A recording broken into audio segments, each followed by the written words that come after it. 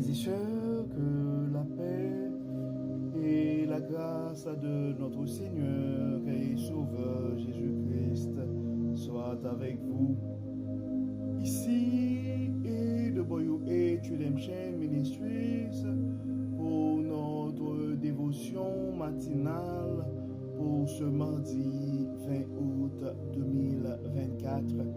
Toujours dans la mission de vous accompagner semaine après semaine, matinée après matinée, réveil après réveil sur le chemin du royaume de Dieu. Car l'essentiel, frères et sœurs, est dans le royaume de Dieu. La force est en Dieu, la guérison est en Dieu, l'abondance est en notre Dieu, la sagesse est en lui et surtout l'espérance est en notre Dieu, frères et sœurs. Et c'est pourquoi nous répétons à chaque instant et cherchons d'abord le royaume de Dieu et sa justice, et toutes les autres choses nous seront données en plus.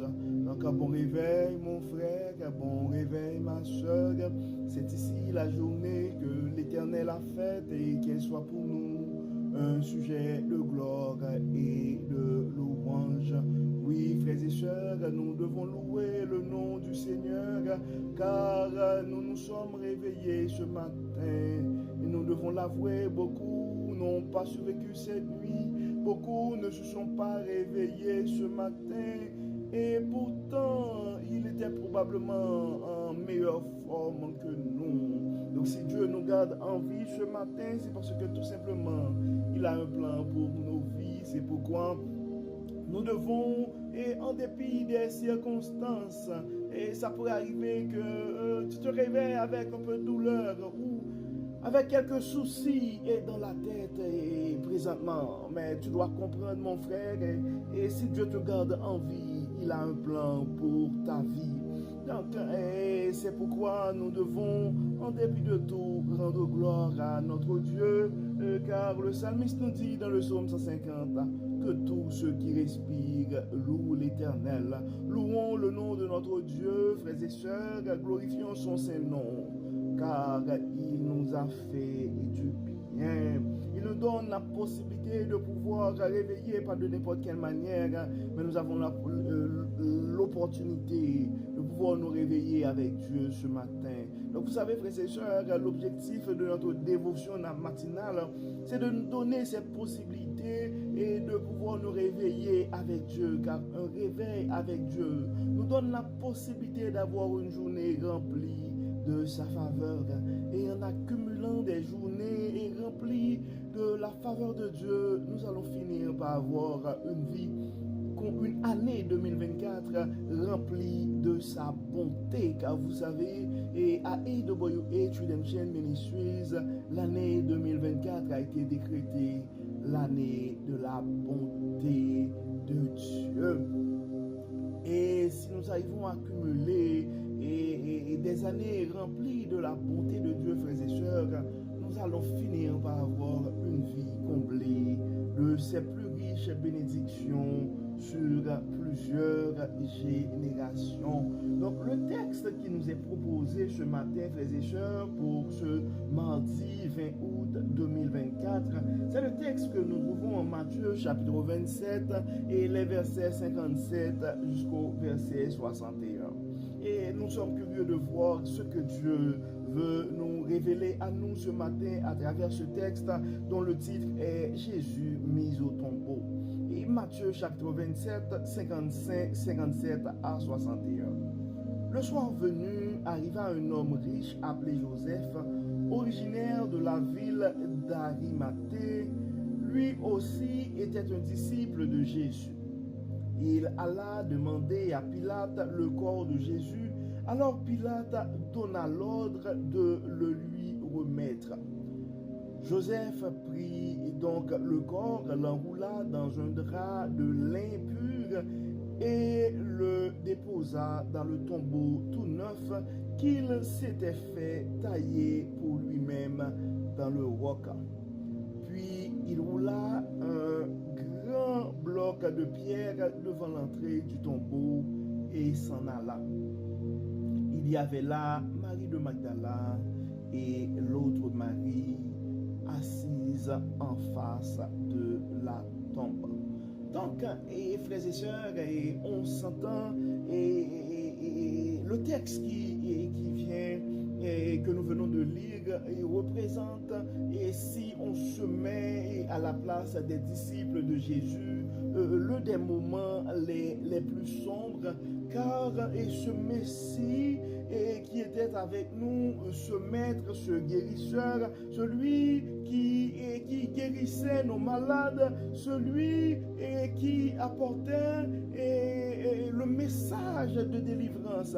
En fait, notre espoir personnifié vient d'être crucifié et maintenant il est mort.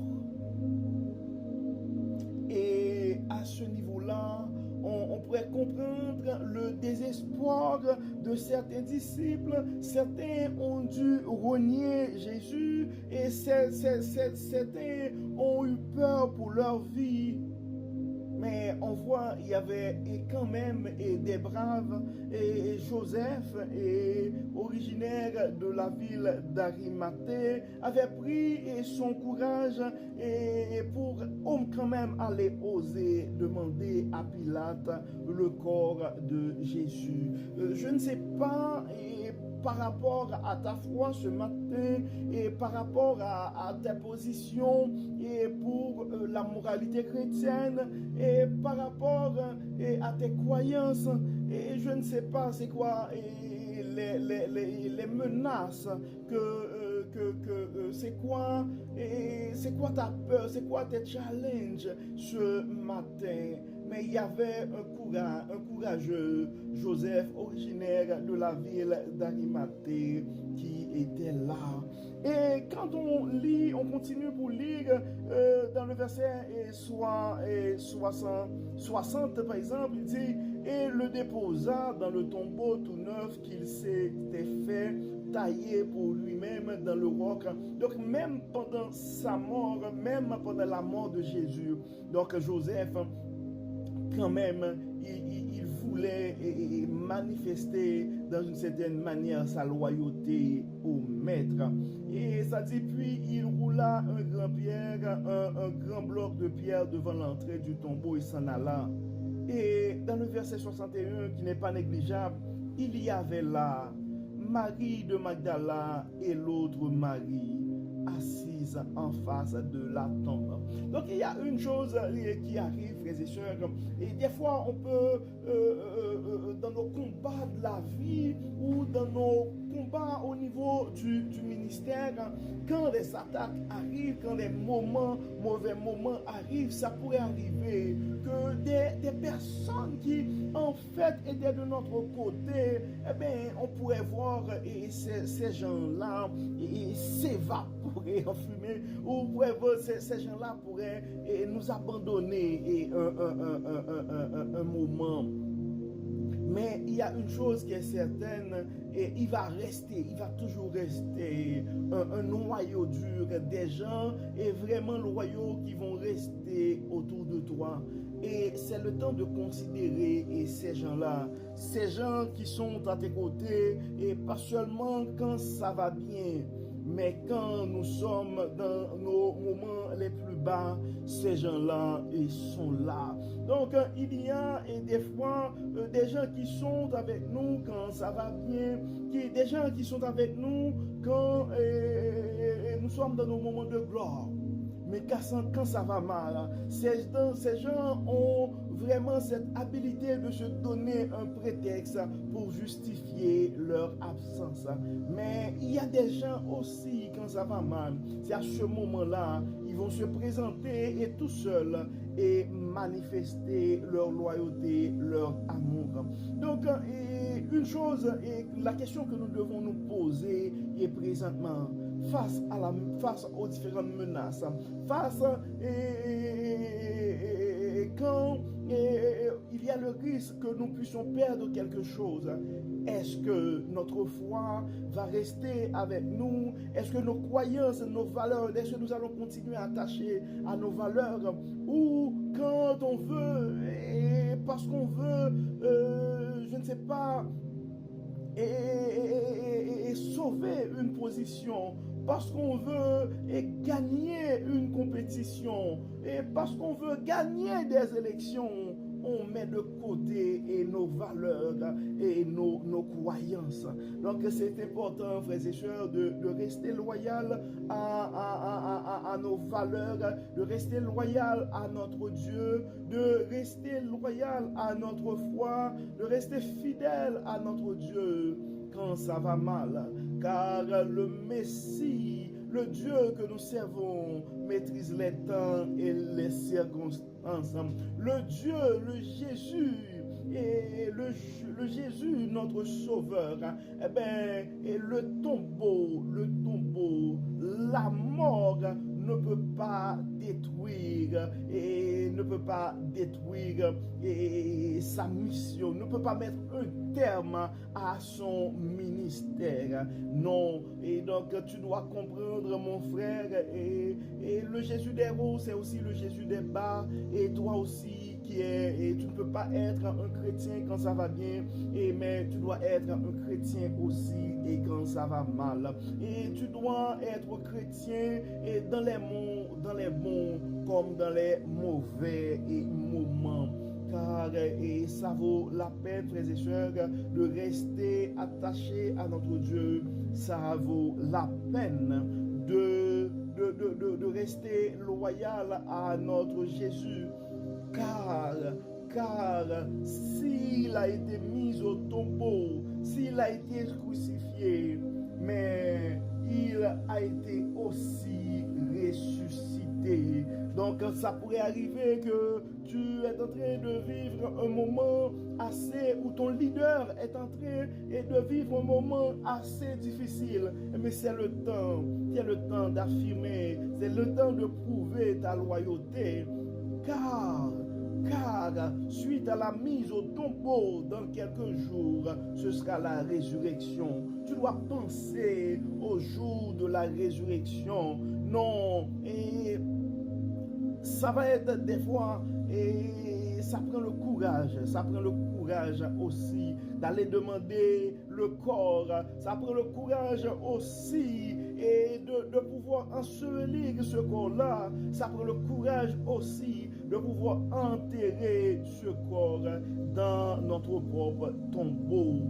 Et parce que on ne doit pas juste regarder le moment de la mort, mais il faut aussi se rappeler des bienfaits passés. Donc des fois, et quand nous sommes dans des moments difficiles, frères et sœurs, nous avons tendance à oublier les bienfaits de Dieu. Nous avons tendance à oublier l'omnipotence, l'omniprésence. Notre Dieu, probablement tu es dans un pays étranger et présentement, et tu es en train de connaître des moments difficiles. Et à ce moment-là, tu commences à douter la bonté de Dieu. Mais tu dois comprendre que là où tu es et présentement, et tu as déjà rendu grâce à Dieu pour le déplacement. Tu as déjà rendu grâce à Dieu parce qu'il t'a permis de traverser cette frontière. Il t'a permis d'abandonner ce lieu dangereux pour au moins être dans un espace où il y a de la sécurité. Ça pourrait arriver que présentement dans cet emploi, il y a quelqu'un qui te rend la vie difficile et tu es en train de douter la bonté de Dieu. Mais tu oublies la première journée quand tu étais en chômage et tu t'as permis d'avoir cet emploi. Probablement tu es en train de douter la bonté de Dieu quand tu regardes le comportement de ses enfants. Mais tu oublies combien tu as remercié le Dieu Tout-Puissant. Eh bien, quand tu n'as pas pu enfanter et Dieu t'a donné un enfant. Et tu probablement, tu es en train de te plaindre pour cette maison, ce sous-sol qui a été inondé. Mais tu as oublié oublié que Dieu t'a donné cette maison. Donc c'est le temps, frères et sœurs, de ne pas juste regarder les bas de la vie, de ne pas regarder les situations difficiles que nous sommes en train de vivre, mais de rester loyal à notre Dieu, de nous rappeler qu'il est un Dieu bon et sa fidélité dure de génération en génération. Nous devons nous rappeler, frères et sœurs, en dépit des circonstances, que les bontés de l'Éternel ne sont pas épuisées. Ses compassions ne sont pas à leur terme. En dépit des circonstances, elles se renouvellent chaque matin. Donc je t'invite ce matin, mon frère, je t'invite ce matin, et ma sœur, à affronter la situation difficile que tu es en train de vivre, à accepter que ton Jésus soit mis au tombeau. Je t'invite à l'accepter et à visionner aussi le jour de la résurrection. Visionnons le jour de la résurrection. Ta situation ne va pas rester telle qu'elle est présentement. Le jour de ta résurrection, le jour de la résurrection va arriver, mon frère. Le jour de la résurrection va arriver, ma soeur. Cultivons la loyauté, frères et sœurs. Cultivons la loyauté. Et comme d'habitude, nous allons prier, frères et sœurs. Nous allons prier. Nous allons prier et Dieu. Nous allons demander à Dieu de nous donner le courage de pouvoir accepter les moments difficiles et de rester fidèles à lui en dépit de tout. Prions Dieu. Dieu clément, Dieu trois fois saint, nous te disons merci Seigneur, merci pour ton amour, merci pour ta grâce, merci pour ce que tu es en train de faire dans nos vies à travers ce ministère, merci Seigneur, et pour ta parole, merci Seigneur pour la santé, merci Seigneur pour la famille, merci Seigneur pour toutes tes opportunités, merci Seigneur pour tout ce que tu as fait dans nos vies. Dieu clément, Dieu de bonté, et nous te remercions parce que tu nous donnes la possibilité de pouvoir nous réveiller et nous réveiller avec toi. Dieu clément, merci pour ta parole, merci de nous rappeler ce matin et que nous devons cultiver la loyauté. Merci Seigneur de nous rappeler aussi que les moments difficiles sont faits pour passer et le jour de la résurrection, le jour de la victoire aussi n'est pas loin. Dieu clément, nous remettons entre tes mains ce matin et des frères et sœurs qui sont en train de connaître des moments assez difficiles de leur vie, que ce soit par des maladies, que ce soit par des problèmes financiers, que ce soit par des problèmes de famille, que ce soit par des circonstances qui sont liées à leur pays, à l'endroit où ils sont en train de vivre. Et beaucoup, Seigneur, ont peur pour leur vie. Oh, beaucoup, et Seigneur, ils sont en train de pleurer le départ d'un enfant ou d'un être cher. Nous te demandons, Dieu de toute puissance, de consoler les cœurs qui sont en peine présentement.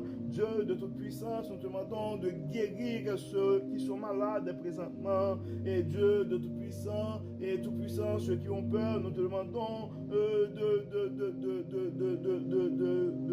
les donner la paix que toi seul peux donner. Viens Seigneur, guéris, viens Seigneur, protège, viens Seigneur et prospère, fais prospérer Dieu Tout-Puissant, les frères et sœurs qui ont des soucis financiers, d'autres ont des projets de vie, tu les connais par leur nom. Nous demandons Seigneur de les assister, de les garder. Nous remettons entre tes mains Seigneur et nos jeunes qui vont se marier dans quelques mois. Nous te demandons Seigneur de les soutenir, nous te demandons Seigneur de prendre à cœur le désir de leur cœur et nous remettons leur projet de vie entre tes mains. Nous demandons Seigneur de les accompagner, tu vois leur désir pour te servir, tu vois leur désir Seigneur pour mener une vie et selon ta volonté, assiste-les. Et nos nouveaux mariés aussi, Dieu clément, nous demandons Seigneur de les accompagner dans leur vie de couple. Nous demandons Seigneur de les bénir de toute forme de bénédiction. Nous demandons Seigneur de les accompagner dans leurs projets. Nous demandons Seigneur de mettre autour d'eux des gens qui peuvent les aider non seulement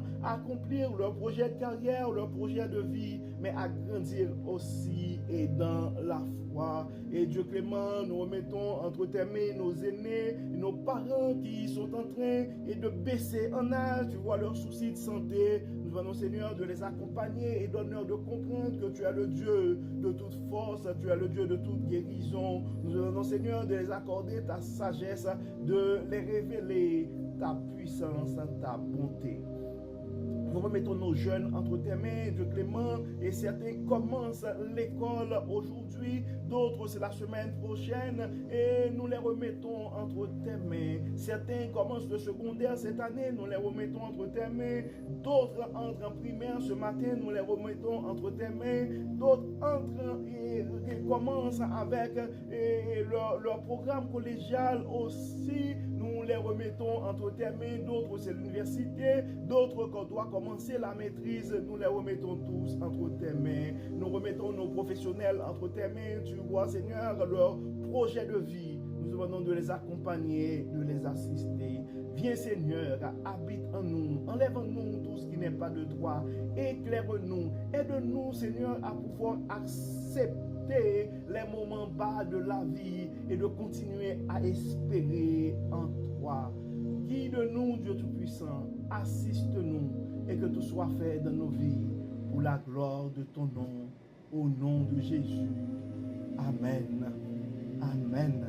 Frères et sœurs, nous arrivons au terme de notre dévotion pour ce mardi 20 août 2024 et nous espérons que votre âme a été bénie et si ce n'était pas déjà fait, nous vous invitons à partager ce message à un frère ou à une sœur car on ne sait jamais ce que la parole de Dieu peut faire dans la vie de l'un de ses enfants. Et d'ici là, frères et sœurs, encore une fois, nous vous souhaitons une très belle journée de mardi. Que le Seigneur nous bénisse, que le Seigneur nous protège, que le Seigneur nous accompagne.